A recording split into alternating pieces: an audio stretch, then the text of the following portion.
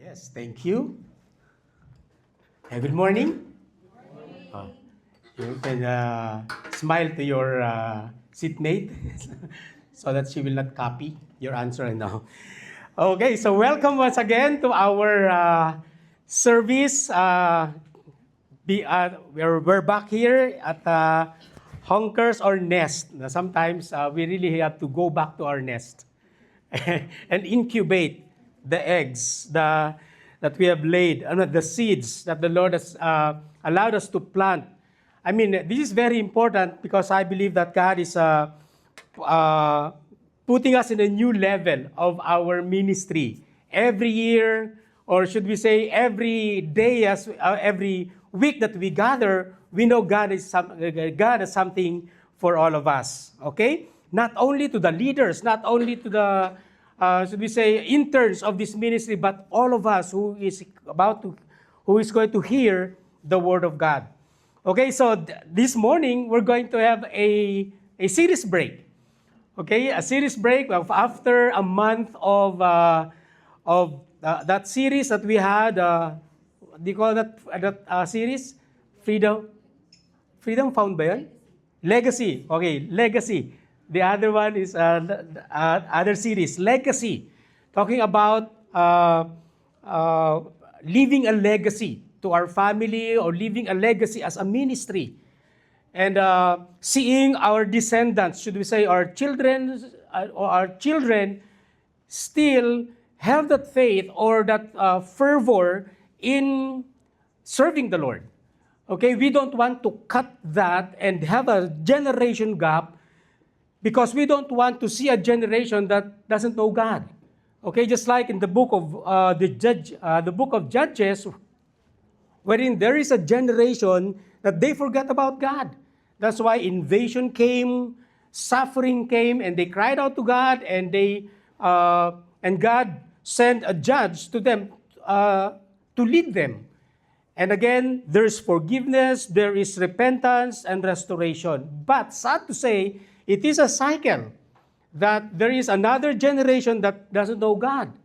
Now, my prayer is that it will happen. It will not happen to us as believers. That generation will come, that they will still continue to serve the Lord in whatever capacity. Okay, so this morning we're going to talk about and transition with our new series. Okay, let me spoil our title. Our series next week will be in the book of Daniel. So I really encourage you to read the book of Daniel. Okay, if you are encouraged to read the book of Revelation, you must be encouraged also to read the book of Daniel because it is a prophetic word to the church. Okay, Daniel and some of the revelation of Daniel or vision is also written. Some of those are written also in the book of Revelation. Okay, so the title of our series is In the Fire. In the fire, meaning the testing of our faith. Now, why is it this is the prelude or transition to that series? We're also going to talk about faith. Okay, so we're going to study a passage in the book of Hebrews. Okay, now, the primary theme of the book of Hebrews is the superiority of Jesus Christ. So above all the prophets and the people of God that was used by Him to serve Him or to lead the people, still the superiority of Jesus is at par. I mean, He is the number one and nothing else.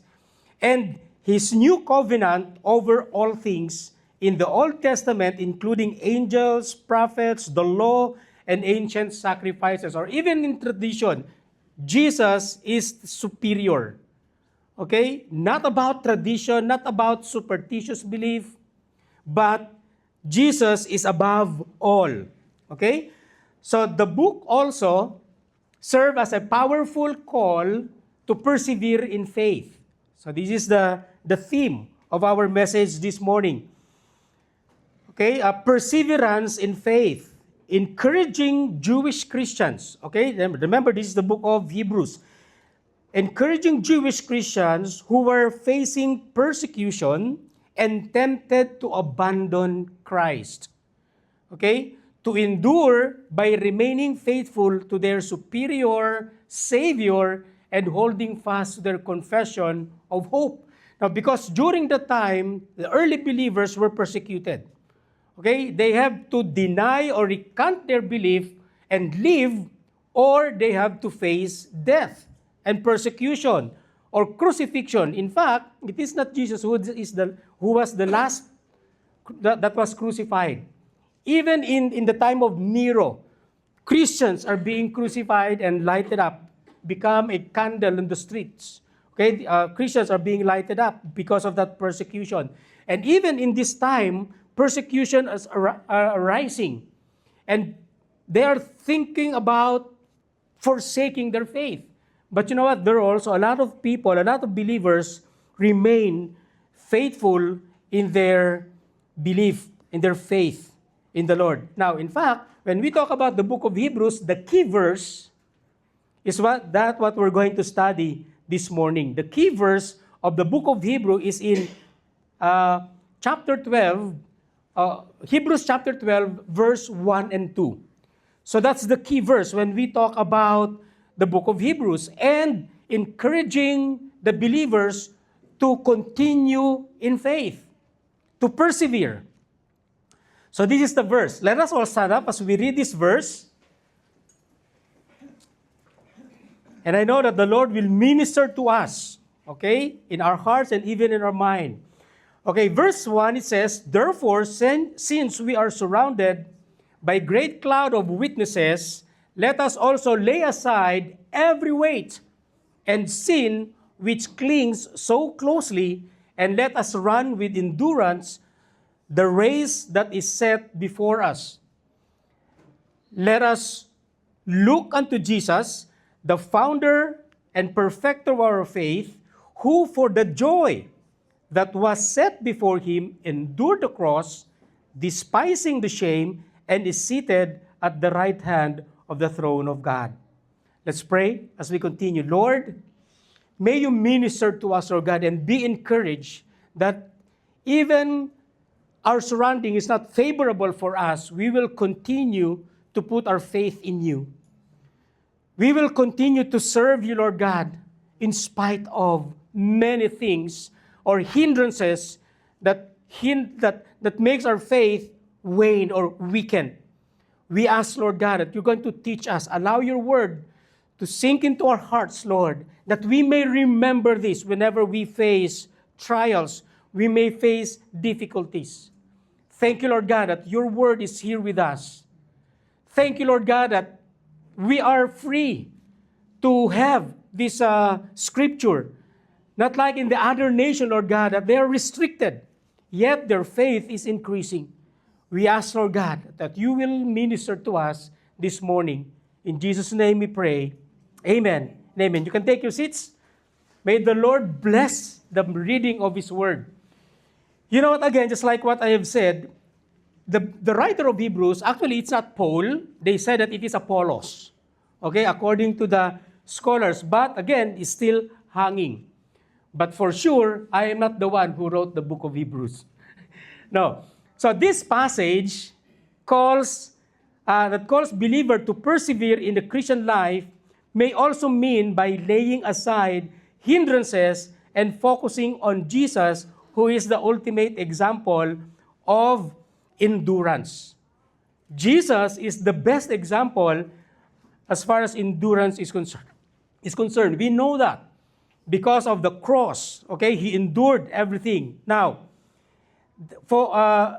in the passage that we have read, it mentioned about the great cloud of witnesses. It says here, "Since we are surrounded by so great a cloud of witnesses, let us also lay aside every weight." Now, what do we mean by this?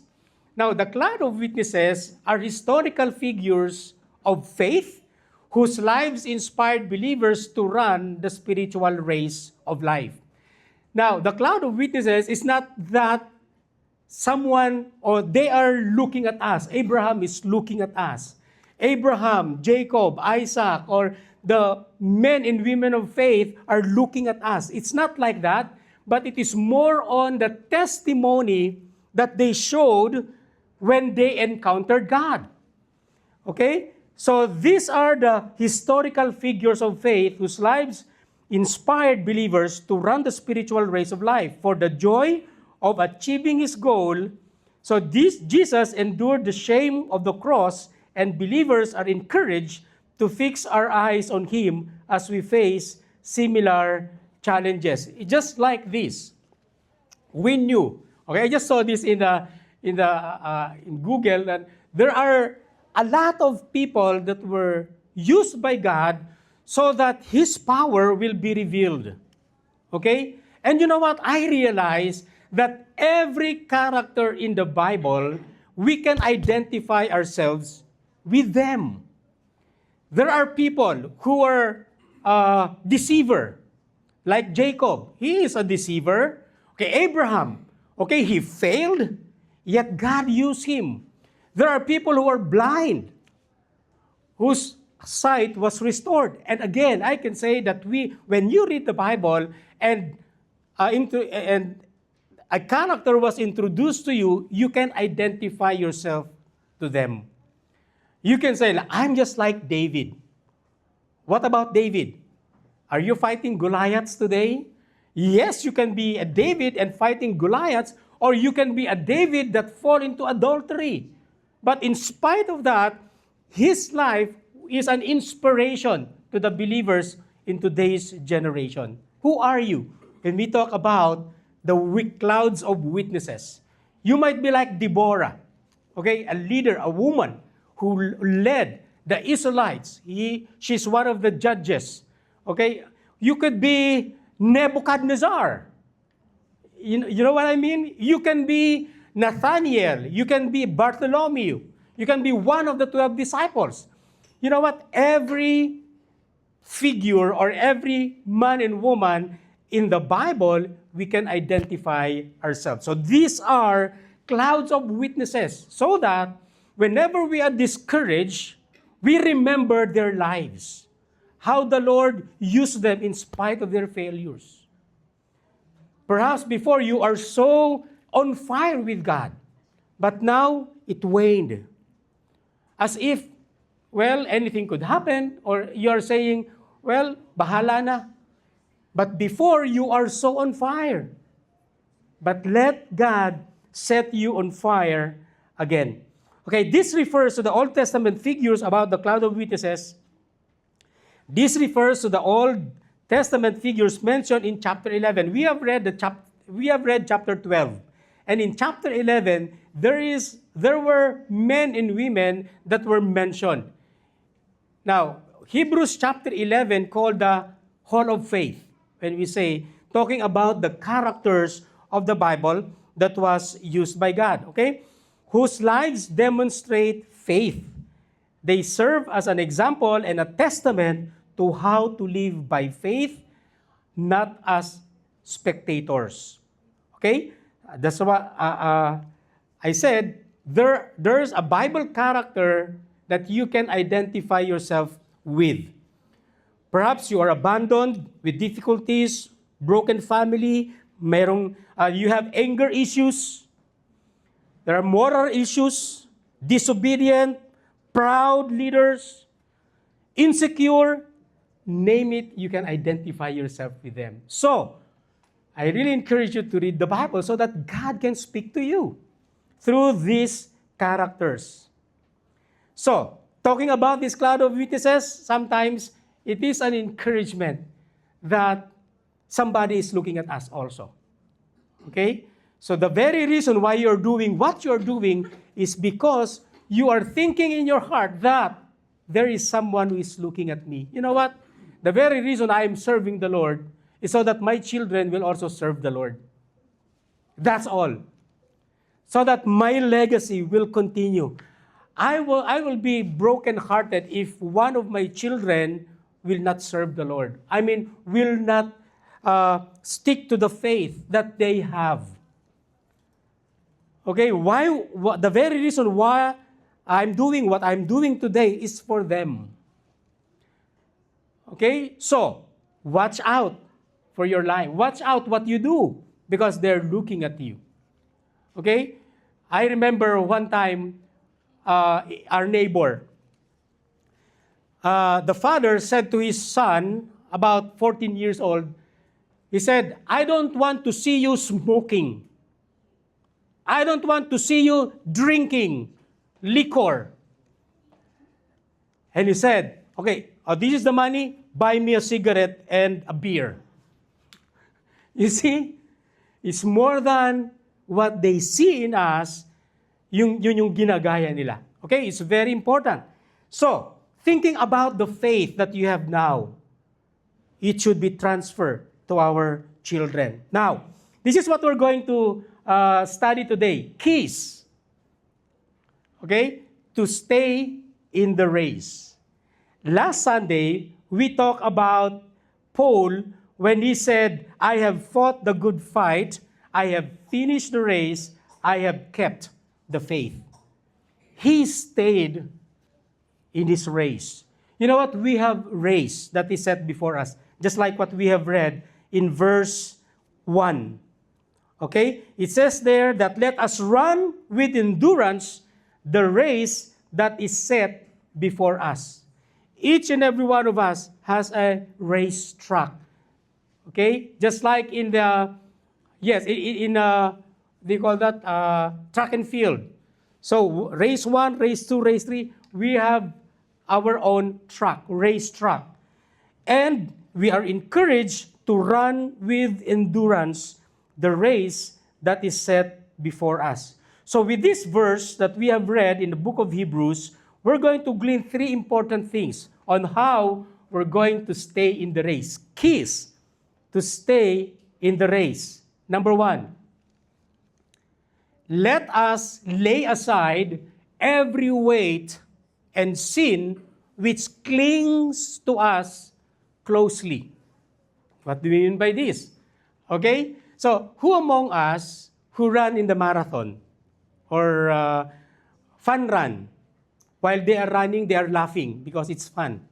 No. A fun run. Okay? So, who joined a fun run? Yeah, okay? Athletic. Okay? So, now, when we talk about fun run, I mean, before you run, there must be a preparation. Because we have a pastor in the Philippines who ran 50 kilometers every day. Okay? He started in Zamboanga and finished in Apari. Okay? He is Bishop Pastor Ferdy Kabiling. He ran every day for 50 days, actually 49 days. So, and before getting into that, what do you call that? Running, he prepared himself. Okay? I think he prepared for 2 years for that thing. So it is from the tip of Mindanao to the tip of Luzon. Okay? Luzon, Visayas, and Mindanao, just running for the purpose of raising money for our scholars. Okay? The real-life scholars. He ran 50. But sad to say, after about 4 years, he passed. 2 years ago, he passed away. But the thing is that we want to remember him is that his passion to run so that there will be funds for the scholars. But the point is, he prepared before he get into that running 50 kilometers every day. So when he passed the Bicol region, we were there. Okay? And you know what? I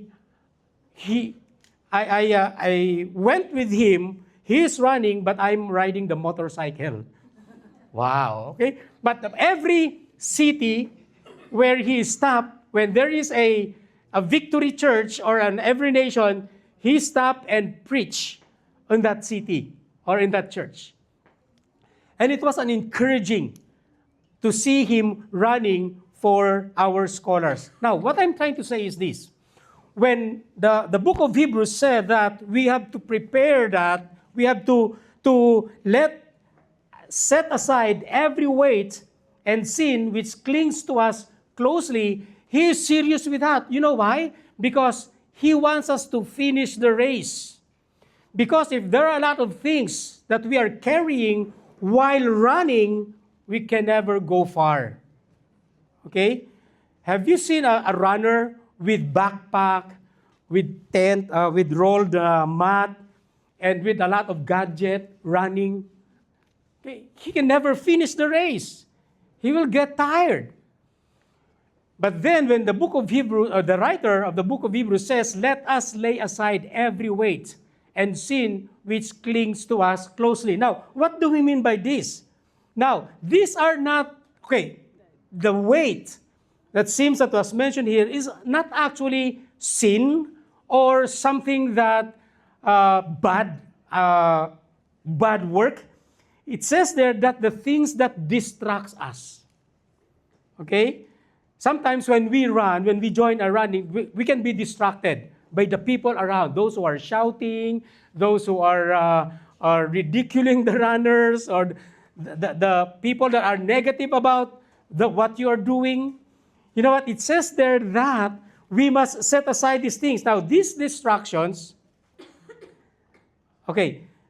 these distractions that may not be sinful but hinder a person's progress in Christian life. Things that slows you down, just like worries, procrastination, poor time management, wrong priorities. These are the things that we have, these are the weights that we need to lay aside. Sometimes when the things that are not right, we worry a lot. We worry a lot. Or sometimes there is an important thing to do, we procrastinate. Or we have a poor time management. Also, you talk about to discard, those are things that need to be laid aside, to discard anything that hinders your spiritual journey, including both unnecessary burdens or weights and specific sins. Now, when we talk about unnecessary burdens, are you carrying some unnecessary burdens? That's why you are being hindered. Sometimes you're burdened as if you don't have enough money, so you work 24 hours. You don't sleep. Now, I'm not saying that it's wrong to not to work, or should we say no, but that just have your time be managed. Okay, sometimes those are the things that need to be to be noticed. Or sometimes we have that false burden. Now, okay, getting out from the Philippines, there is a burden.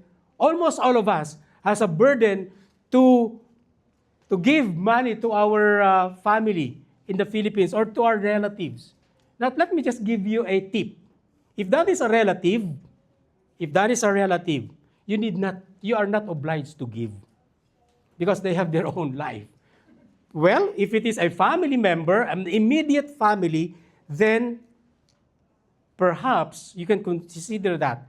But if you have a family here, and that's your family, your priority is your family. Your second priority is your extended family. Do you get me? Sometimes we are burdened. No, we need to bring money no. Okay, that will allow you to be weakened even in faith. You know why? Because there will be a time that you have no money to bring to your family or to your relative there, and you are asking God, Lord, why not you are providing the things that I need? When in fact, God is telling you to be wise in handling your finances. Amen po ba? Okay, so, talking about this, number one, let us lay aside. I remember in Ephesians chapter 4, verse 22, when it says, Paul said, to put off the old self. Now, talking about the things that seems that are not sin, yet we need to set aside, or the burden that is being carried upon. So to put off your old self, which belongs to your former manner of life and is corrupt through deceitful desires, and to be renewed in the spirit of your minds, and to put on the new self. Now, this is the time that we have to put a new self, created after the likeness of God in true righteousness and holiness. Okay, putting off the old and putting on the new. Okay? Because if you still have that old thing in your life and you're going to put on the new thing, then you will still stink. First, we have to put off. By the help of God, we can put off the old self. So, laying aside, number one, laying aside weights and sin will allow us to grow and mature in our relationships to God and to people. What are the things that need to be laid aside? It could be not so harmful, but in the long run, it will harm you. Have you ever walked with a small piece of sand or grain of sand in your shoes? For a while, you can walk. But if it is quite a long walk, you will feel that, right? And it is uncomfortable. So we have to remove that grain of sand so that we can walk long. Okay, the second thing, according to this verse, so that we can stay in the race, let us run with endurance the race that is before us. Focus on your race. Okay? If a runner will look at somebody's race or somebody's track, he will be distracted or he will stumble. Why? Because he is looking at somebody's race.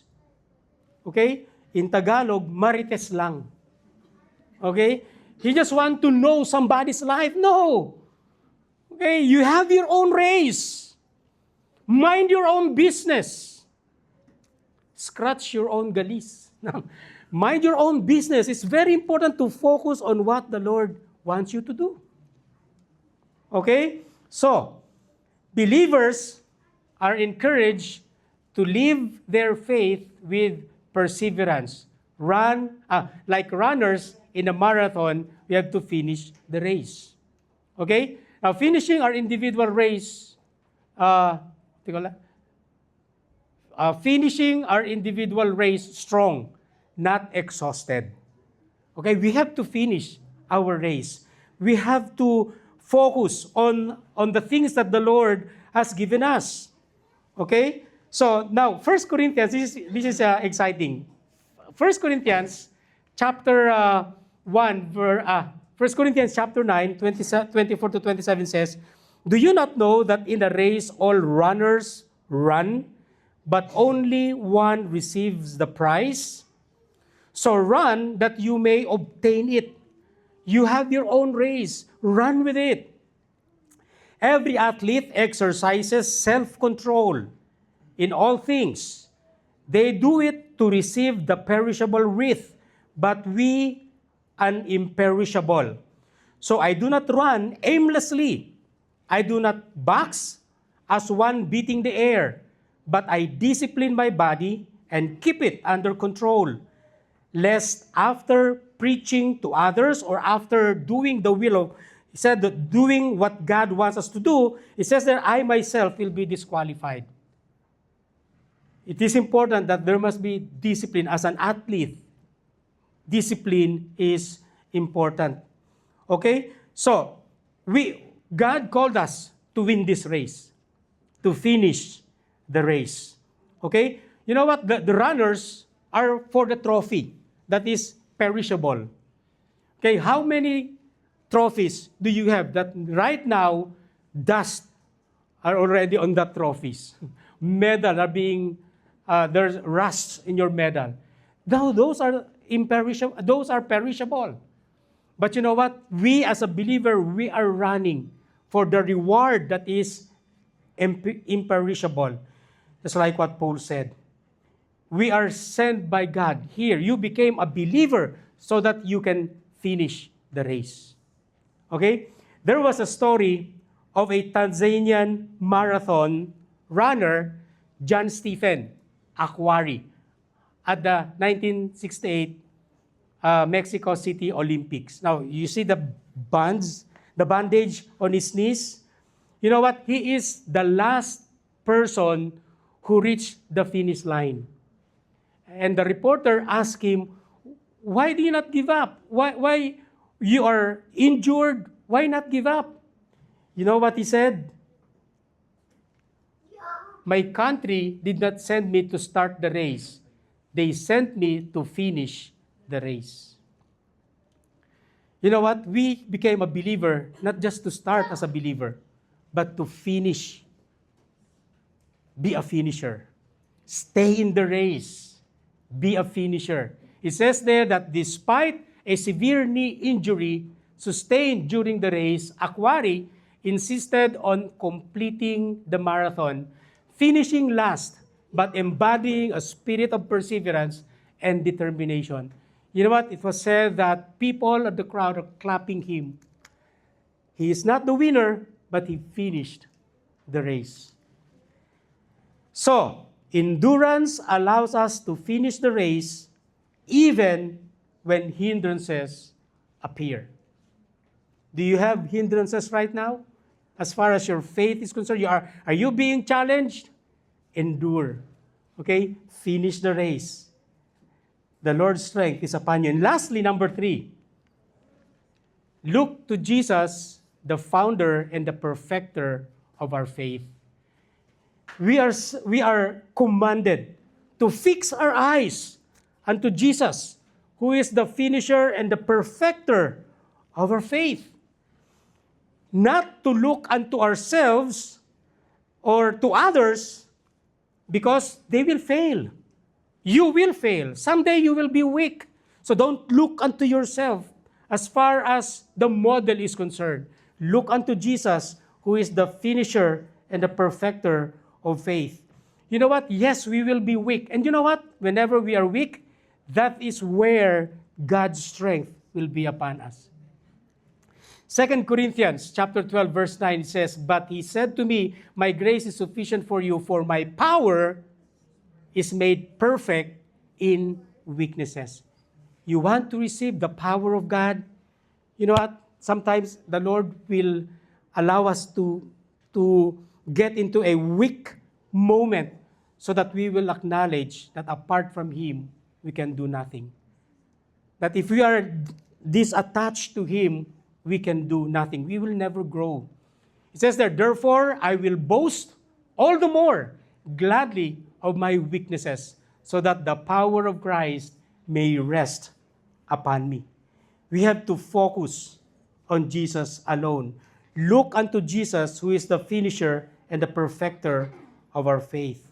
Remember, Jesus is the one who began the faith in us, leading the way for believers, and the one who will bring it to completion or perfection. Philippians chapter 1, verse 6 says, being confident of this, say confident.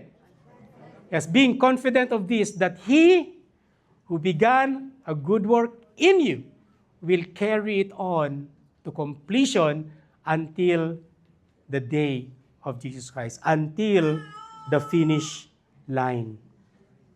Wow. You know what? When we say focus unto Jesus, the perfecter of our faith, this means focusing entirely on Jesus. Okay? Focusing entirely on Jesus, turning away from distractions like sin, doubt, and the opinion of others, to find strength and inspiration for the challenges of life. Looking or fixing our eyes unto Jesus allows us to endure whatever obstacles or challenges we will encounter. Remember Peter? Okay? When he saw Jesus walking on the water, Peter said, Lord, beg me to come to you. Okay? Now, as if Jesus will not respond to that request.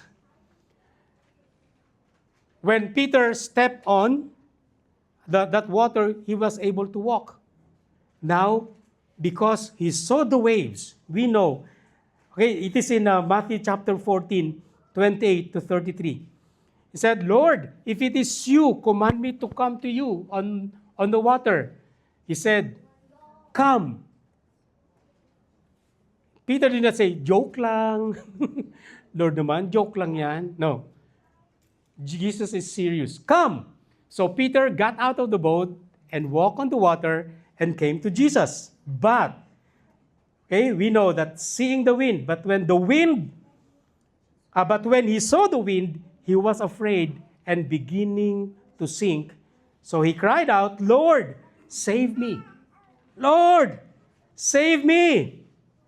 And verse 31 says, Jesus immediately reached out his hand and took hold of him, saying to him, O you of little faith, why did you doubt? And when they got into the boat, the wind ceased, and those in the boat worshiped him, saying, Truly, you are the Son of God. Now, what the verse message to us is, let us fix our eyes unto Jesus so that we will not sink.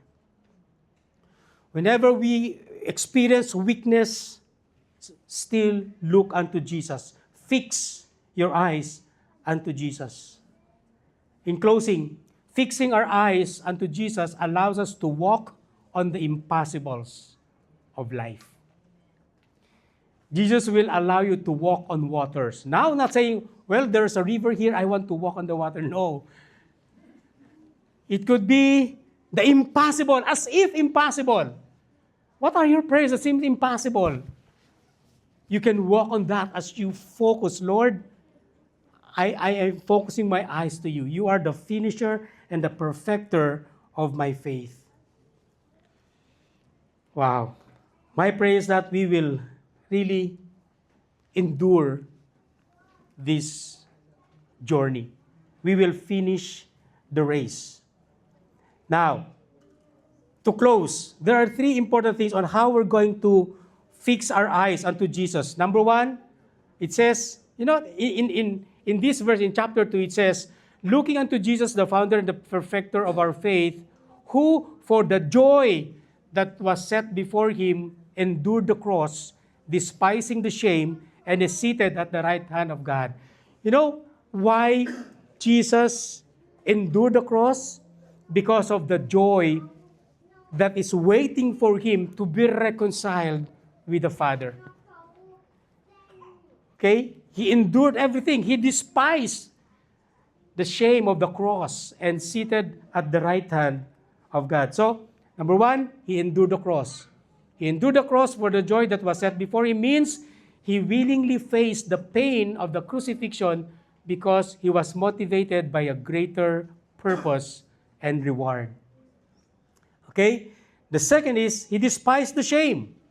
Jesus despised the shame associated with the cross.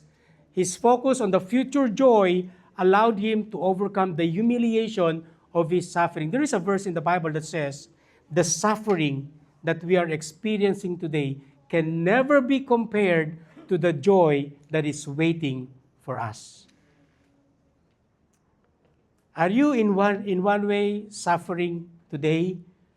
Wait until the joy that the Lord is preparing for you be experienced. Lastly, he was seated at the right hand of the Father. Now, what do you mean by this? Okay? It is a symbolic biblical phrase signifying that Jesus Christ holds the supreme honor, authority, and power alongside God the Father. So he's not a literal, he's seated at the right hand. Okay? As if there is a right and left hand in the kingdom of God. No, it talks about the superiority. Okay? The supreme honor, authority, and power alongside God the Father, having completed his mission on earth. It represents his inauguration into his kingly reign, his equal status with the Godhead, and his ongoing intercession for humanity. He is praying for us, and his ultimate authority over all creation. It emphasizes that Jesus, who endured the cross, scorning its shame, provided the example and the power to run the spiritual race with endurance. To close, there is an awarding ceremony. Okay? There is a reward that is waiting for us. It's like what I preached last Sunday, the crown of righteousness. There is a reward that is waiting for all of us. You know what?